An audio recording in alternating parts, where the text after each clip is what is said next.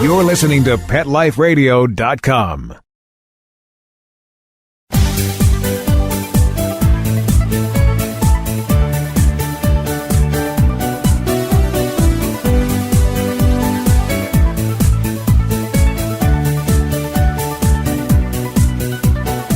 Hello, pet parents. This is Michelle Fern, host of Best Bets for Pets on Pet Life Radio. Now, for all you doggy pet parents, what is the worst thing about your dog besides picking up poop? They're messy. Messy, messy, messy. Now, what do you do if you got a messy dog? They're not that easy to train, are they? Well, I have a great idea coming up. You're not going to want to miss this. We'll be right back. Sit. Stay. We'll be right back after a short pause. Well, 4 to be exact. Dyson. The new Dyson Animal Vacs are powerful bagless upright vacuums for homes with pets. Air muscle and radio root cyclone technology generates the strongest suction power to powerfully remove dust, dirt, and pet hair from the home or car. To order your Dyson Animal Vac, go to DysonDeals.com. DysonDeals.com to order your Dyson Animal Vac today. Dyson. Music to your ears.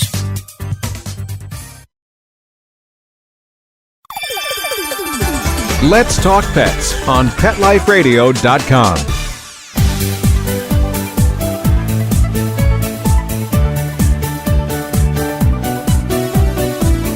Welcome back, everyone. Okay, for all you pet parents out there that have dogs and maybe even really clever cats, I have a great product for you. But first, I would like to introduce Chris Lorkowski. He is the inventor of Tidy Dog. Welcome, Chris. Hi, Michelle. Now, everyone's listening thinking, okay, yeah, I have a messy dog. What is this? Is this a robot that comes and cleans him up? What is this, the Tidy Dog? So let's tell everybody out there, what is the Tidy Dog? Yes, so the Tidy Dog is the world's first smart dog toy bin. So it's essentially a dog toy bin that knows when your dog put a toy away, and it dispenses a small amount of kibble to reward your dog. That's such a great idea because, we do it with our kids, not our fur kids, our human kids. They would tell them, clean up your room, and then they get a reward of some sort. Not, of course, kibble, but, TV time or game time or something. So why not do it for our dogs? What was the thought behind coming up with this product, with this idea? Yeah, so I actually got my first dog a year and a half ago. Her name is Evie. She's a Cavalier King Charles Spaniel. And I was very excited to teach her all kinds of new tricks. So I started out with all the basics, sit, stay, roll over, and she picked them up pretty quick. She's a great dog. Then I thought, being an engineer, well, maybe I can teach her some useful tricks. So I started teaching her to pick up her toys and put them in the bin. And so, I'd tell her to pick it up, tell her to come over to the bin, and then drop it, the basic 3 steps of teaching them to pick up their toys. And then each time I would hand her a treat as a reward. And I was thinking to myself, she has probably 20 or 30 toys, and I was thinking there's got to be a way that I can just turn this bin on and say, hey, clean up all your toys, Evie, and just have her do them all, and I don't have to hand her a reward each time. Well, at the time, I had been Christmas shopping on Amazon, and I found this desktop candy dispenser. And it was motion sensor activated, like those hand soap dispensers that you can get. And you put your hand under it, and it dispensed M&Ms or nuts or whatever you put in it. And I was thinking to myself, I bet I could buy that, take it apart, and put the motion sensor in Evie's toy bin so that when she put a toy in, the motion sensor tripped and it dispensed kibble. I would fill it with kibble. So that was the first prototype, and it worked, just not as well as I had hoped. So in developing the prototypes, I learned that using weight sensors is a far more effective way to detect the toys in the toy bin. So that's what the Tidy Dog does now. It has weight sensors, and it knows when the weight goes up, there's a toy in there, and then it uses an auger, and it rewards your dog with a small amount of kibble. What a great idea. Now, for everybody listening, I know most of us have seen, are familiar with motion sensors, either in hand to soap dispensers or that sort, but not everybody's familiar with a weight sensor. How does a weight sensor work? Yeah, so the weight sensors we use are essentially the same weight sensors that you would find at a kitchen scale. So you have a kitchen scale, and it's very sensitive and very accurate. You can put a few ounces of flour in a bowl, and it can measure that for you. But to be more specific, the way it works is it's essentially a spring. So, you put some weight on it, and it bends a little bit, and so then that signal is translated into a digital signal. And so in our case, that digital signal says, hey, the weight went up, reward the dog with some kibble. Now, can your dog kind of outsmart the tidy dog into just getting kibble and not putting toys in? That's a great question. So in developing the prototypes, we designed 2 features into the Tidy Dog to prevent your dog from tricking it into dispensing treats. The first is, if your dog is nosing around in the bin, or maybe they're putting their paw in there, or even just sitting in the bin trying to get it to dispense some kibble, the weight sensors can detect very small vibrations from either the dog pushing down in the bottom of the bin or nosing around in there or sitting in there, and it won't dispense any treats if it detects those vibrations. So it essentially waits for the signal to be completely stable. So essentially you drop the toy in, the dog's not touching the bin, there's no vibrations, and then it knows it's ready to dispense a treat. The other thing we have done is that when your dog removes the toy from the bin, it starts a timer for 30 seconds. And so the bin says, okay, I'm not going to dispense any treats unless the dog replaces that or another toy within the 30 seconds. That way the dog can't take a toy out of the bin, put it back in right away, take it out, put it in right away, take it out, and just drain the machine of all the treats. I could see some of my sneaky testers doing something like that, putting it in and getting. So that's a pretty good idea. That it's like, you think you're going to fool it, but no, not happening. So that's pretty smart.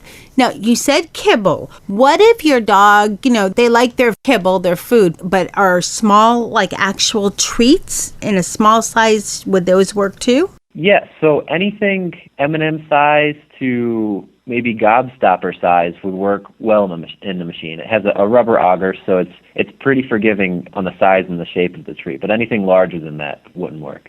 Now, how is your dog? I mean, are you able to tell your dog, clean up the room or put away your toys, and she brings all of them in and puts them in the Tidy Dog?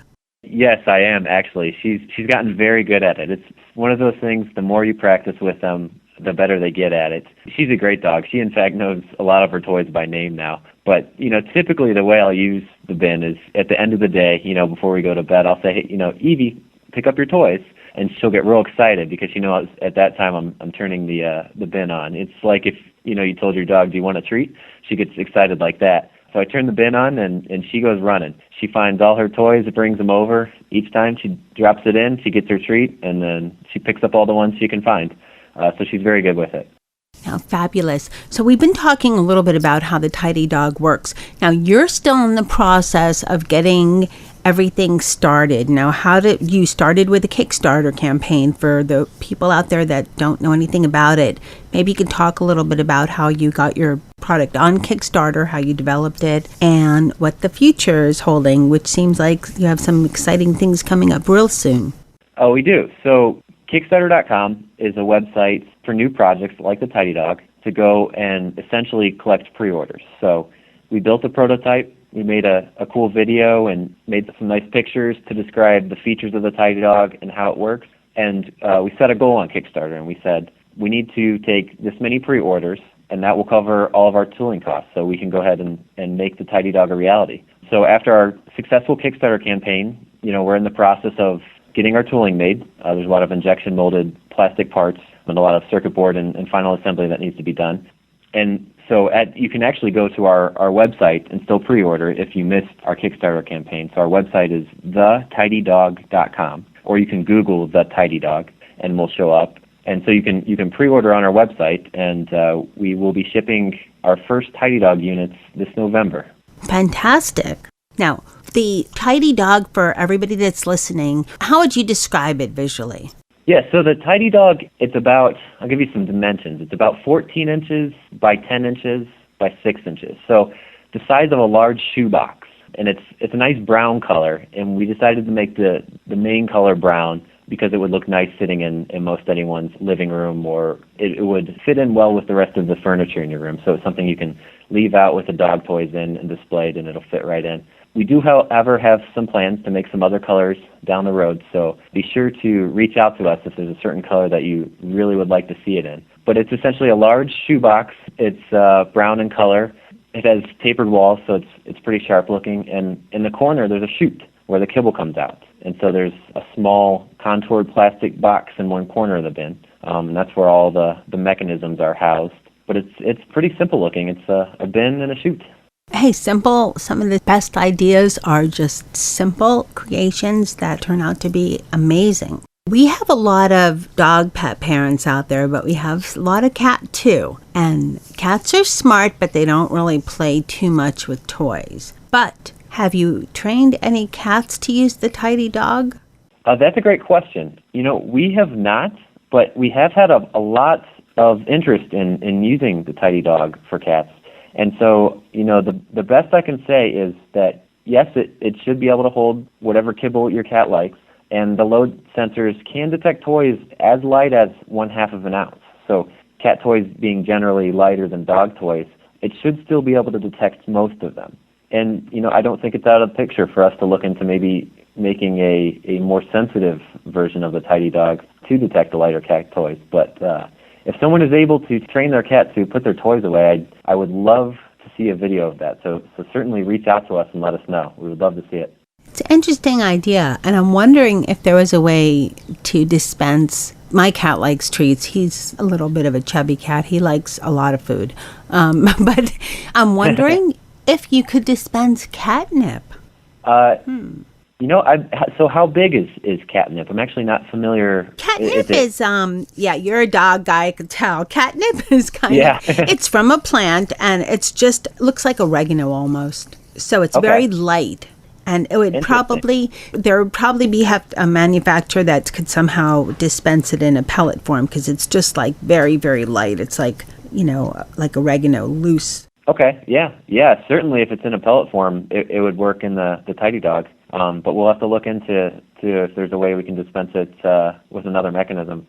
But there's plenty of little treats that they make for cats because, cats are small. So, of course, the treats are small. They have smaller mouths than dogs. But that'd be interesting because there are cats that do play with, little catnip toys or balls and, different things like that. So, interesting. But I think your main market is dogs because, dogs corner the market on toys. Yes, my dog corners the market on toys.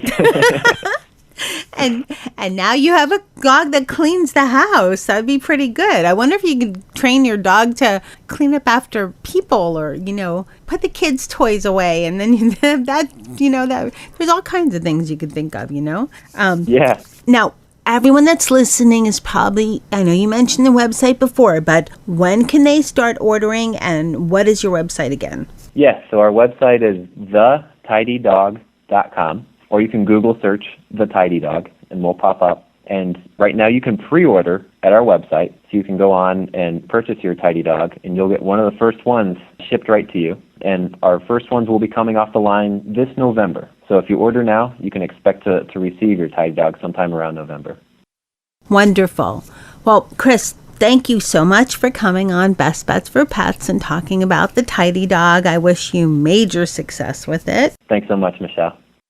I'd like to thank Chris for coming on Best Bets for Pets and telling us all about the Tidy Dog. I wish you amazing success with the Tidy Dog. Listeners, you can find out more on this segment of the episode. You can find a picture of the Tidy Dog, a link to the website, and you can find out all kinds of information about the Tidy Dog and pre-order your Tidy Dog, or if you're listening after its release, order the Tidy Dog. What a great way to keep your house clean.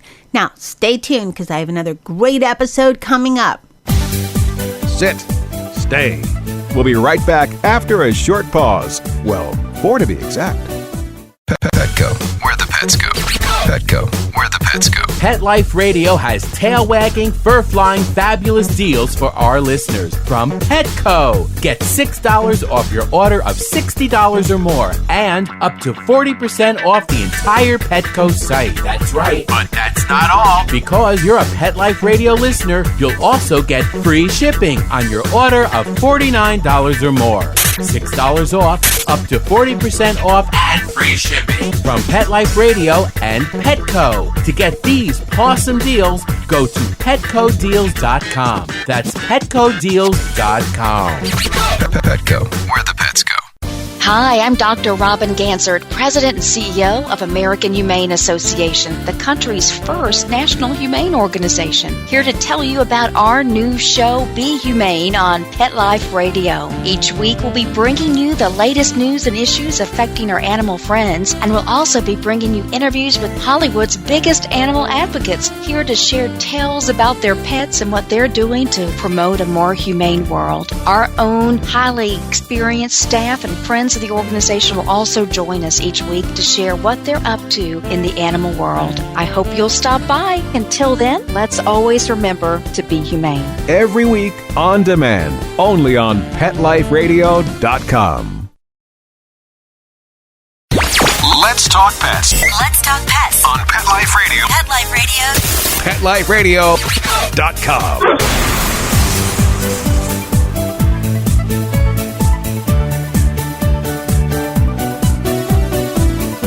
Welcome, everyone. I am so excited to introduce Kristin Von Tschirschky. She is the founder and owner of Pawsitively Wholesome. Welcome, Kristin. Thank you, Michelle. I'm so happy to be here. Well, I am so excited to have you, and I love the name of your company. Pawsitively Wholesome is so cute. Thank you. Now, I gave all the pet parents a little hint, saying yummy, so probably they're thinking, oh, some kind of treat. But, well, let's first of all tell everybody listening a little bit about Pawsitively Wholesome. Okay, sure. Pawsitively Wholesome started really when I began making all-natural and wholesome and yummy treats for my two dogs.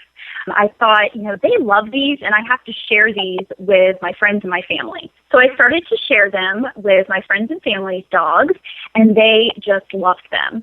So I thought, you know what, I can share this with even more people. So I'm going to start Pawsitively Wholesome, which is basically an all-natural and wholesome dog treat company. And we really focus on those natural ingredients. There are never any preservatives or dyes or fillers or anything yucky added to the products.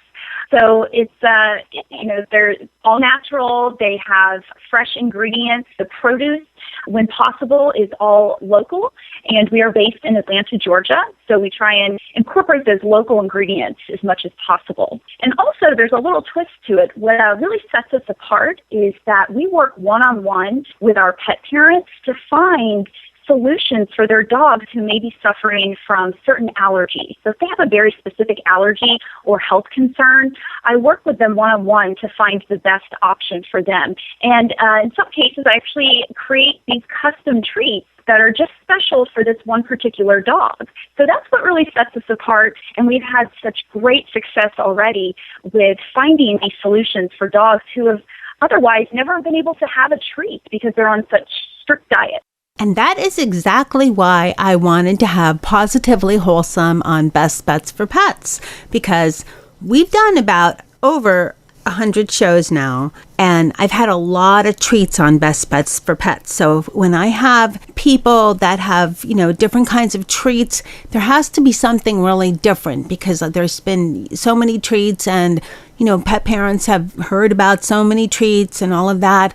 But yours are different because you are able to work in small batches and create specialized treats, because there are a lot of dogs these days with allergies. Yes, absolutely. We're finding that a lot of dogs are starting to have the same allergies as humans. And so what really got me thinking about this is my own diet and how I've modified that over the years to become very healthy and to incorporate those whole ingredients, no packaged foods, just the best and freshest ingredients. And I really thought, why can't my dogs have this as well? They don't suffer from allergies, thank goodness, but why can't I feed them these really natural ingredients like I feed myself? So that's what really got me started with the customized treats.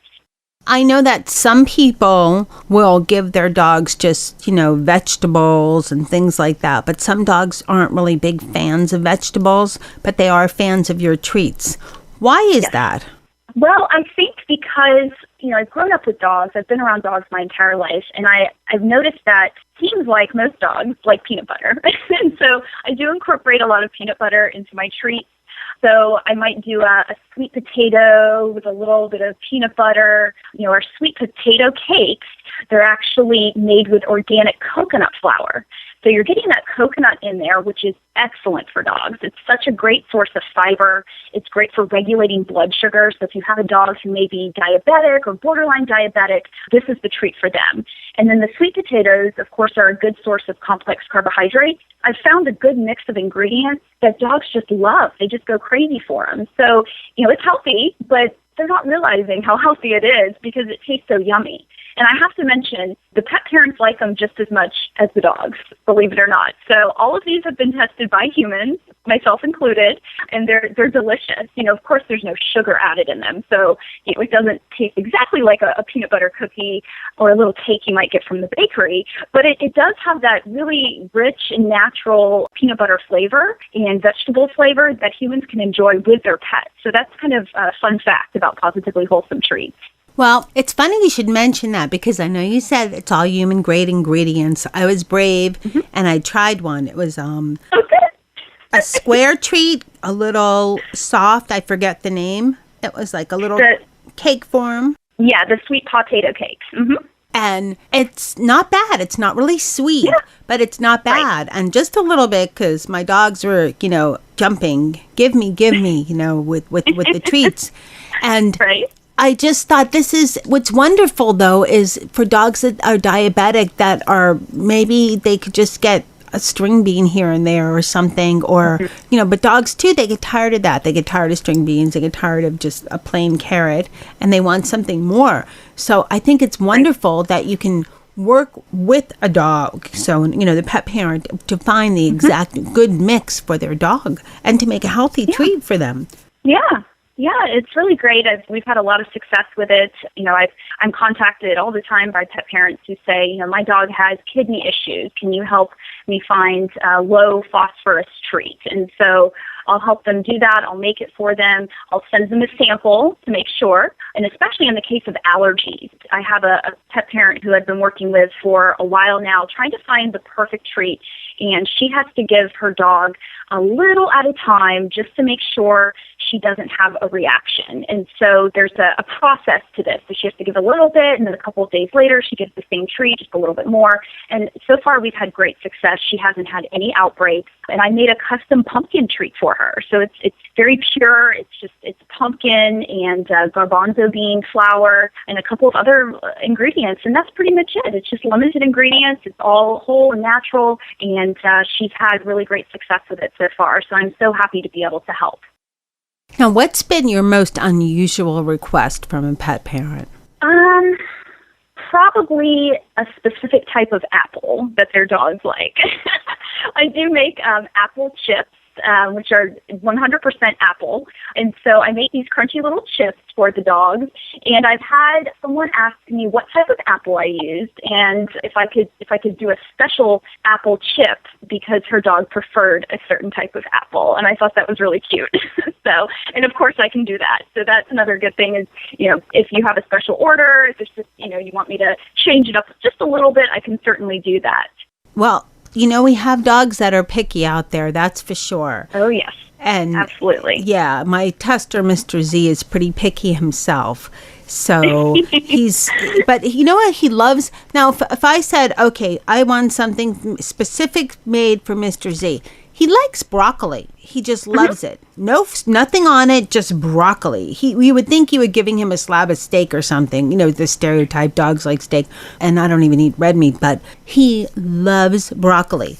Can you make a broccoli kind of treat if I wanted to give him something more than just here's a broccoli? Sure, absolutely. We could definitely do that and see if maybe incorporating a couple of other ingredients with the broccoli, if he would still like that, or we could just do a pure broccoli treat.